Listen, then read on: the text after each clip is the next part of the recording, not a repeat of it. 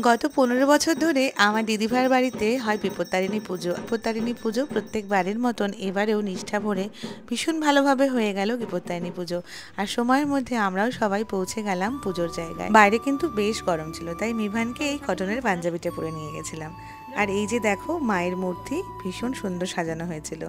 আর তার সঙ্গে সঙ্গে দেখে নাও আমার দিদিভাইকে, ও কিন্তু শাড়ি পরতে খুব একটা কমফোর্টেবল না, খুব কম শাড়ি পরে, কিন্তু পরলে খুব সুন্দর লাগে ওকে দেখতে।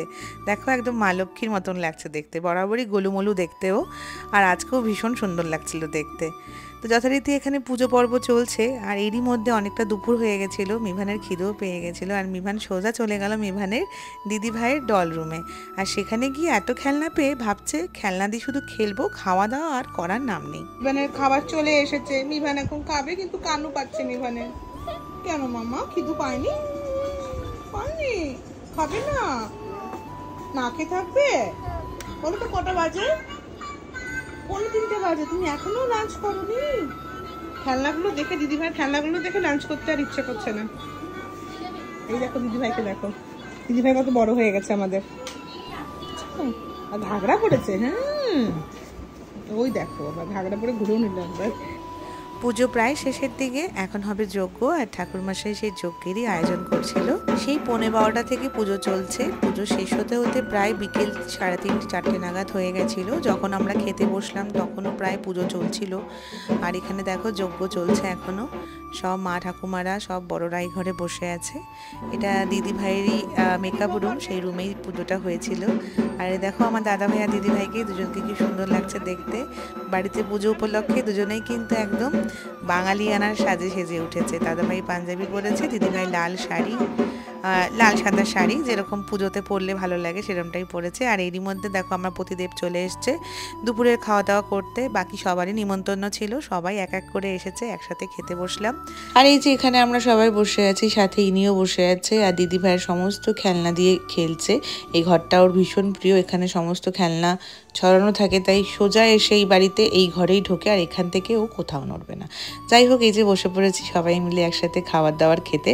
দুপুরের খাওয়া দাওয়ায় ছিল, এই দেখতেই পাচ্ছ প্লেটে ফ্রাইড রাইস ছিল, সব নিরামিষ খাবার ছিল, পায়েস, চিপস, লুচি, পনির, ছোলার ডাল, অনেক কিছু ছিল। যাই হোক, সবাই একসাথে এখানে খেতে বসে পড়েছি।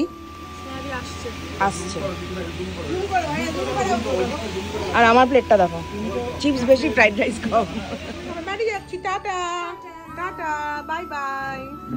এই যে আমাদের একসাথে পুরো দল সবাই খাওয়া দাওয়া করে বেরিয়ে পড়লাম যে যার কাজে।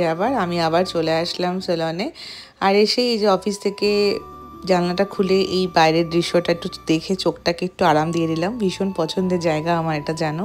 আর তারপরে এসেছিল স্টুডিওতে সিমিকে তো অনেকেই চেনো, আবার অনেকে নাও চিনতে পারো। ও আমার অনেক পুরনো বান্ধবী, প্লাস আমাদের দেখা হয়েছিল এই একই প্রফেশনাল ফিল্ডে, তখন থেকেই আমরা বন্ধু। আর অনেক বছর পর আবার ওর সঙ্গে আমার দেখা হয়েছে, তাই ওকে নিয়ে একটু চলে গেলাম এই ক্যাফেটাতে আড্ডা মারতে। বসে অনেক গল্প করলাম, অনেক গল্প জমেছিল। বহু বছর আগে আমরা একসঙ্গে এরকম বহু ঘুরেছি, কাজ করেছি একই ফিল্ডে, খুব ভালো বন্ধুত্ব ছিল আমাদের মধ্যে। যাই হোক, মাঝখানে অনেকটা দিন ও একটু দূরে ছিল, তাই দেখা সাক্ষাৎ হয়নি, গল্পও হয়নি। আর এই মাঝখানে চলে এসছে আমাদের খাবার দাবার। বেশি কিছু অর্ডার করিনি, এখানে খাবার আমার মোটামুটি লেগেছে, বাট অ্যাম্বিয়েন্সটা খুব সুন্দর ছিল। আমরা অর্ডার করেছিলাম ভার্জিন মোহিতো আর পিৎজা, এটা বারবিকিউ চিকেন পিৎজা ছিল। পিৎজাটাও আমার সো লেগেছে, বাট ঠিক আছে। এরপর এখান থেকে বেরিয়ে একটু H&M ঢুকলাম, দেখলাম ভালো অফার দিচ্ছে, বাট ভিতরে ঢুকে কিছুই আর পছন্দ হলো না। তারপর চলে আসলাম স্টুডিওতে। আর স্টুডিওতে ফিরতেই বর আমাকে যেন কোথাও একটা নিয়ে যাচ্ছিল। প্রথমে কিছুই বলেনি, তারপরে যেতে যেতে বুঝতে পারলাম ও আমার জন্য ফুল কিনতে যাচ্ছে। তো ও কিছুদিন ধরে ঠিক করেছে যে শনিবার করে বা রোববার করে, মানে উইকেন্ডে, ও আমাকে ফুল দেবে, যেটা আমার খুব পছন্দের ফুল। তো আমি লিলি ফ্লাওয়ার্স ভীষণ পছন্দ করি, তো ও কিছুদিন ধরে দেখছি এটা খুব মেনটেন করছে, মানে বউকে একটু গুড ফিলিং দেওয়ানোর চেষ্টা। এটা কিন্তু হওয়া উচিত, তাই না? লাস্টে আমি এই ফুলের দোকানে গিয়ে ফুলগুলোর এত দাম দেখে আমি বললাম যে না, নিতে হবে না, ছেড়ে দাও, চলে যাই। তো তখন আর ফুলটা নিলাম না ঠিকই, কিন্তু পরের দিন আবার দেখলাম ও কিন্তু আলটিমেটলি সেই ফুলটা আমার জন্য নিয়ে আসলোই। তারপরে আমি সেটা বাড়িতে না রেখে নিয়ে চলে গেলাম ঠিক স্টুডিওতে, আর স্টুডিওতে সুন্দর করে সাজিয়ে রেখে দিলাম। যাই হোক, ফুলের ওখান থেকে সোজা চলে এসেছি ব্যাকয়ার্ড বিস্ট্রোতে। এখানে বসেছিল স্যাম আর সঞ্চিতা, ওরা দুজনে আড্ডা দিচ্ছিল, আমিও জয়েন করলাম। কারণ দিনের শেষে এই মানুষটার সাথে দেখা না করলে আমার কোথাও যেন মনে হয় কিছু একটা বাকি রয়ে গেল। যাই হোক, এই যে আজকের গল্প এখানে শেষ করে সবাই যে যার বাড়ি চললাম। আর আবার এই যে পরের দিন রাত্রিবেলা পিকা চলে এসেছে মিভানের সঙ্গে দেখা করতে। পিকা যদি একদিন না আসে মিভান খুব মিস করে পিকাকে। আর এই যে দেখো কি নিয়ে এসছে হাতে করে, স্কুটার। পিকা দেখেছিল মিভানের এই স্কুটারটা খুব পছন্দ, একটা বন্ধুর কাছে ছিল, তো ও এটা পিকার কাছে আবদার করেছিল, আর পিকাও অমনি আবদার পূরণ করে দিয়েছে। এটার জন্য পিকা অনেক বকাও খেয়েছে মিভানের বাবা মার কাছে, কেন এত নতুন নতুন গিফটস নিয়ে আসিস ওর জন্য। যাই হোক, এই পিসি মাসিগুলোই এই বাচ্চাগুলোর হচ্ছে আবদারের ঠিকানা হয়। আমাদেরও ছিল, আমাদের বাচ্চাদেরও তাই হয়েছে। গুন্নুকে আগে মানাতে হবে, গুন্নুকে আদর করনি, গুন্নু দেবে না। দেখি, না না না না, এটা গুন্নুর তো, এ রাম, এটা তো গুন্নুর, ওটা তো গুন্নুর, না না এটা গুন্নুর। নো না, ইয়েস। বাবা, হলো রে, হলো রে, হলো রে। এমনি আমার জীবনে শান্তি নাই, আর তুই আরো অশান্তি বাঁধাচ্ছিস। দেখো দেখো, কার কার বাড়িতে এরকম মাসি পিসি আছে? এই এক মাসি, এক পিসি, কই যাব আমি? এই মাসি পিসিদের চক্করে আমি কই যাব বলো? এই মাসি পিসিদের জন্য আমার বাড়িতে আমার জিনিস রাখার জায়গা নেই। এই হাইটটা ঠিক হবে না? আমি জানি না, আমার শিখিয়ে দে তো। এই ছাদে গিয়ে রাখবি। দেখো দেখো মিনু, ওই যে মাসি গেছে দরজা বন্ধ করতে আগে।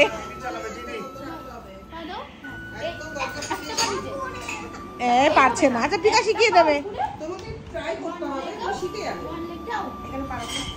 One leg up, one leg down, একটা প্যাকেট একটা নামাও। হ্যাঁ, 2 3, এই বাবা ভগবান,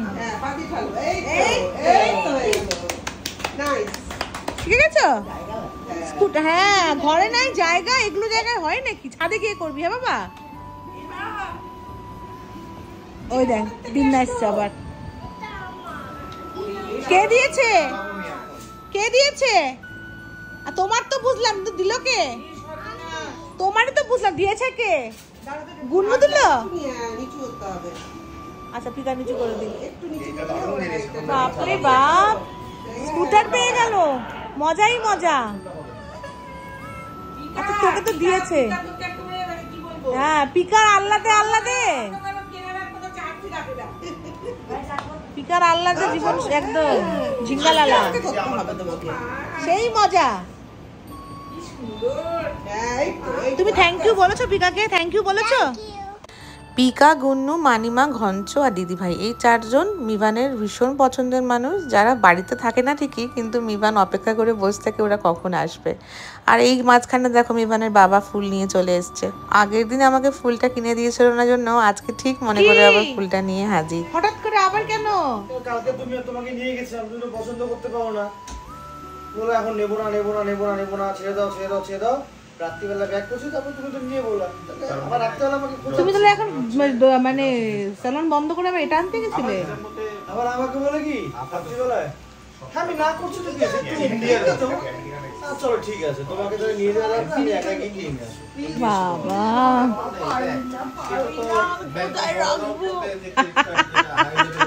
বউরা তো নানা করবেই, তাই বলে কি বউদেরকে স্পেশাল ফিল করাবে না? এটা তো বরদের কর্তব্য সবসময় বউকে স্পেশাল ফিল করানো। আমি না বলার পরেও নবাব আবার পরের দিন ফুলগুলো নিয়ে এসেছিল জন্য আমি কিন্তু বেশ খুশি হয়েছিলাম। মুখে বলছিলাম ঠিকই, দরকার ছিল না, বাট মনে মনে কিন্তু ভালোই খুশি হয়েছিলাম। আর এরকম কিন্তু সব কটা মেয়েই মনে মনে ভীষণ খুশি হয়, মেয়েরা হয় অমনি। কেউ কিছু করলে, বিশেষ করে বর যদি কিছু করে, তাহলে কিন্তু সেই খুশি রাখার মানে ঠিকানা নেই, সেই খুশির একটা আলাদাই খুশি।